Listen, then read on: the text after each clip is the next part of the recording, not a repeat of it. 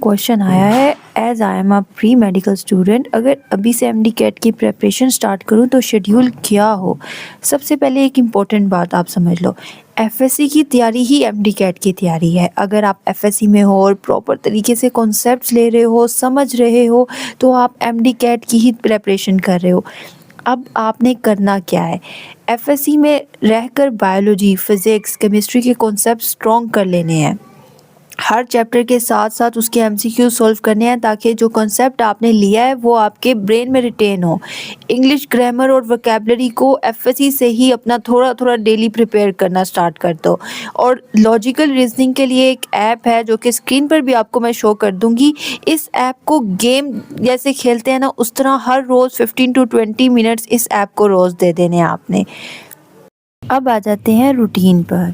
तो आप लोग ये आइडियल चीज़ मत सोचो कि आपने हर सब्जेक्ट को पढ़ना है, ऐसा पॉसिबल नहीं है। आप जितने घंटे पढ़ सकते हो आपने पढ़ना है। अब जैसे बायो को आप 2 घंटे अगर आप देना चाहते हो तो बायो को 2 घंटे दे दो, लेकिन उसमें आपने 1 घंटा उस बुक की रीडिंग करनी है, उस कॉन्सेप्ट लेना है और फिर उसमें से एमसीक्यूज़ बना के उनकी प्रैक्टिस करनी है। मैंने अगर एक लाइन बायो की पढ़ी है तो मैं ये देखूंगी कि ये एमसीक्यूज़ बन सकता है, इस लाइन में से कोई वर्ड जो एमसीक्यूज़ के तौर पे आ सकता है।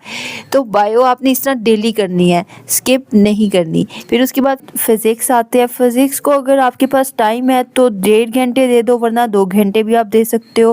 पहले कॉन्सेप्ट समझो, फिर 25 से 30 एमसीक्यू सॉल्व करो। अगर 10 कॉन्सेप्ट समझो और फिर उसके रिलेटेड एमसीक्यू सॉल्व करो। फिज़िक्स रट्टे से नहीं, समझ से होती है।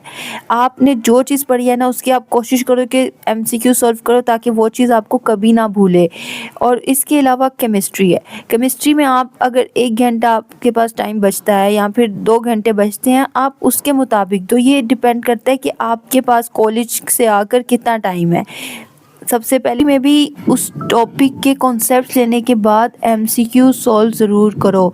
अपने टारगेट छोटे छोटे बनाओ, अचीवेबल हो। ये मत कहो कि मैंने 2 घंटे में पूरा एक चैप्टर पढ़ना है। अगर आप टॉपिक भी पढ़ रहे हो तो it is more than enough. चीज़ सोचो कि हर टॉपिक अगर आप प्रिपेयर कर रहे हो तो वो आपको आपके जर्नी के करीब कर रहा है। और हाँ, फिर साथ साथ इंग्लिश की ग्रामर के डेली वोकैबुलरी आप करो, सिनोनिम्स, एंटोनिम्स थोड़े थोड़े ज़रूर याद करो।